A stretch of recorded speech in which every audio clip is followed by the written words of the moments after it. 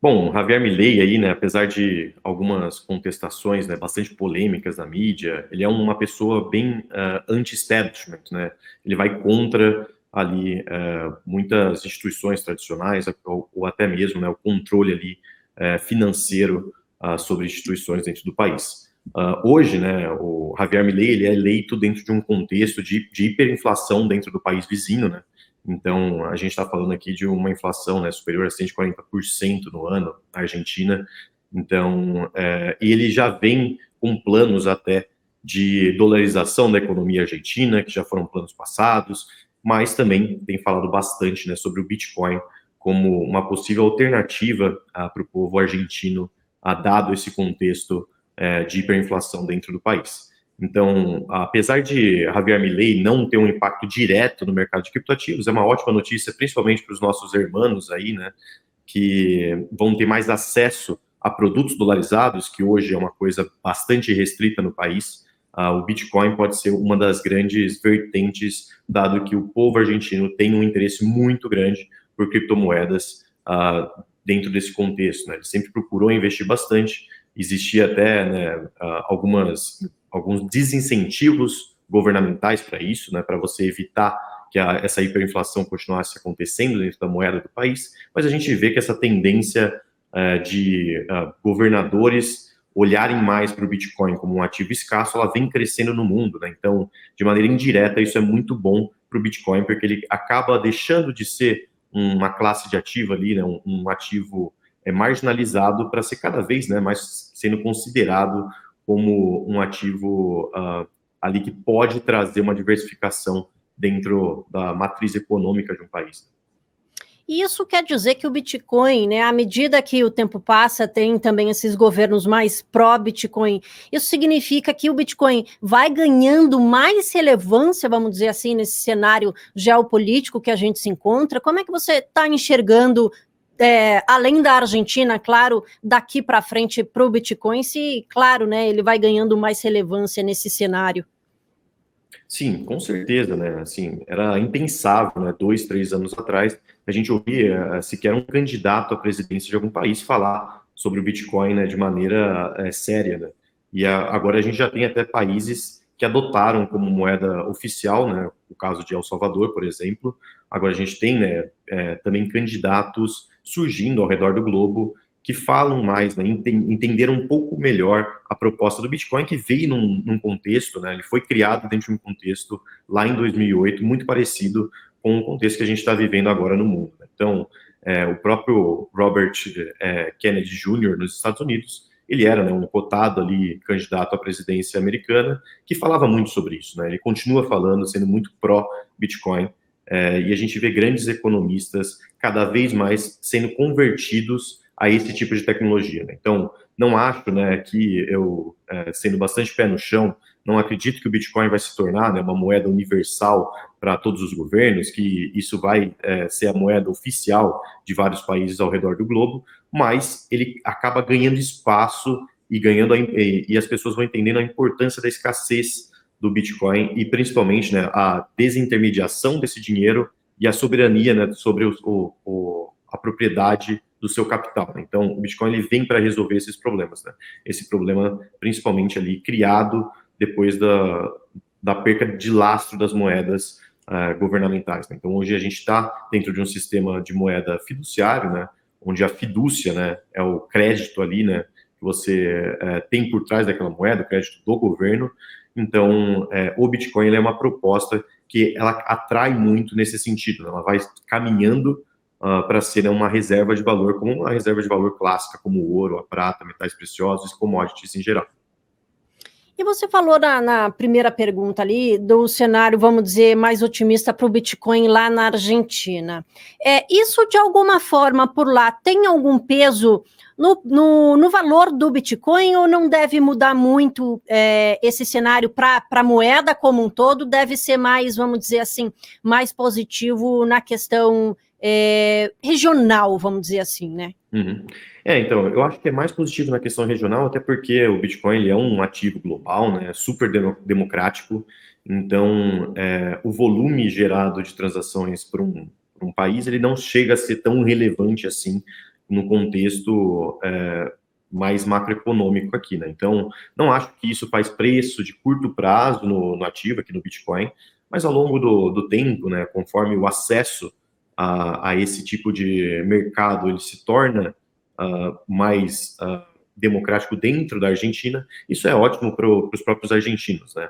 Então, para quem não sabe, né, o próprio Bitcoin em peso argentino, por conta da desvalorização da moeda argentina e a valorização do Bitcoin também em dólar, já está na sua máxima histórica, né? Então, isso também é uma maneira de você proteger o seu capital, sendo ali um cidadão do país. Então, por isso que existe tanto apetite pelo povo em investir em criptomoedas, né? É uma maneira de você não estar à mercê, né, de decisões centralizadas ali, governamentais, né? Então, Milei, ele vai muito para esse lado, né? Apesar de a gente não sabe como ele vai conduzir a economia do país, né? Ele precisa ter apoio do parlamento, que vai ser uma coisa bem complicada, mas a visão, a tendência mundial para andar para isso, ela está cada vez mais positiva, né? Então, estou bastante animado com tudo isso que está se desenhando dentro desse cenário. Até porque, né, a gente vem comentando aqui no Giro sobre o ETF de Bitcoin à vista lá nos Estados Unidos, que acabou, né, perdemos aquela semaninha, mas continua, né, a expectativa ali para o comecinho do ano que vem, também tem halving vindo aí, então você segue nessa perspectiva otimista, então, para o Bitcoin nesses próximos meses, né?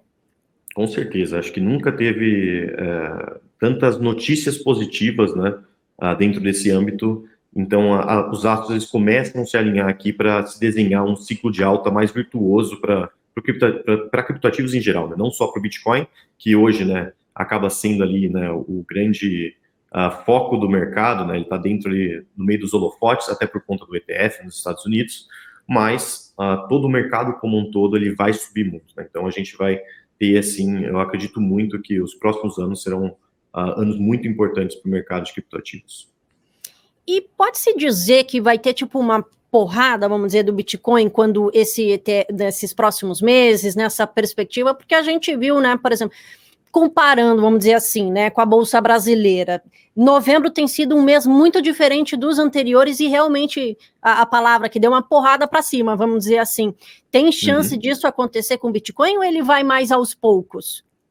Não, eu acho que, assim, se a gente olhar para o movimento do Bitcoin em 2023, ele foi um movimento muito concentrado em altas de poucos dias, né? Então, um movimento de lateralização ali do preço do Bitcoin, né?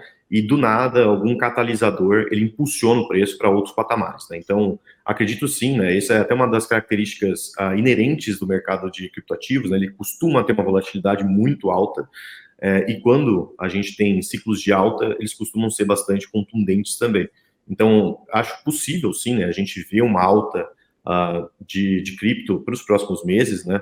Não acho que necessariamente, né, o lançamento dos ETFs lá nos Estados Unidos vai trazer de volta aquele bull market, né, efervescente, como a gente já viu lá nos ciclos de 2017, 2018, 2021, mas isso, ele acaba abrindo o caminho para que a gente tenha, assim, um ciclo de bull market ali em 2024, talvez até perdurando em 2025.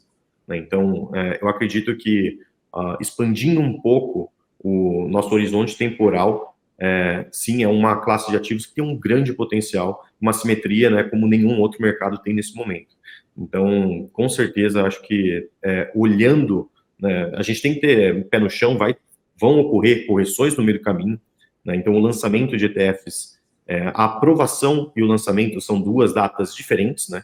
Então, a SEC lá, né, a SEC, né, que é a CVM americana, digamos assim, ela precisa da aprovação para esse veículo ser negociado nos Estados Unidos, e depois da aprovação tem, então, vir, né, o lançamento disso dentro da Bolsa Americana.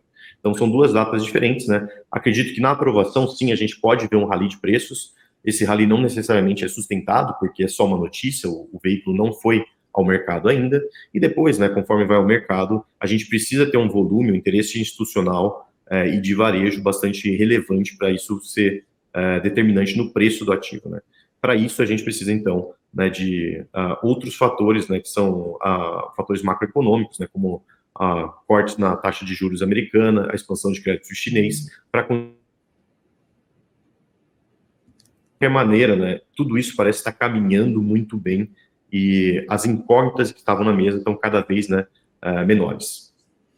Agora, por outro lado, né, a gente teve essa notícia da Binance, né, o fundador e CEO da Binance, Changpeng Zhao, eu tenho que ler esse nome, anunciou que está saindo da companhia e a companhia recebeu uma multa, terá que pagar uma multa de 4 bilhões de dólares, né, uma quantia aí inédita lá nos Estados Unidos, para encerrar algumas investigações ali de lavagem de dinheiro, fraude, né, ainda tem essa questão um pouco negativa, né? Primeiramente, né, queria que você explicasse um pouquinho o que aconteceu, mas nesse caso mesmo, para depois a gente ir entrando um pouquinho mais a fundo aí para passar as informações para o investidor. Mas explica aí um pouquinho qual é a situação da Binance hoje, né? Perfeito. Bom, dando um pouquinho de contexto, né, a Binance, ela é a maior exchange, né, a maior corretora de criptomoedas do mundo, né, ela tem uma atuação global, e ela vinha sendo, né, investigada já há algum tempo, é um processo que já estava sendo arrastado por vários meses, né, pelo Departamento de Justiça americano, junto com órgãos reguladores, né, com a tesouraria americana. Então, teve ali um comitê que estava já investigando a companhia por possíveis, né, quebras de sanções e coisas do gênero, né. Então, hoje, na verdade, no dia de ontem, a gente teve a informação, né, a abertura desse caso para o público, né, onde a gente, de fato, teve um acordo entre as duas entidades, né, tanto a Binance quanto o próprio CEO da Binance, né, mais conhecido como CZ, acho que é até mais fácil falar esse nome, mas então eles chegaram num acordo com o Departamento de Justiça dos Estados Unidos para encerrar essa investigação, né, colocar um ponto final nisso, onde o CZ, né, o ACO, agora destituído do cargo, ele se pronunciou, né, culpado de algumas acusações levantadas ali, né. Então, o CZ ele tem que pagar uma multa, né, pessoal de 50 milhões de dólares, né, para sair, né, uma pena, digamos assim, uma fiança, né, e também, né, a Binance, né, como a instituição, tem que pagar em torno um pouquinho mais de 4,3 bilhões de dólares, né.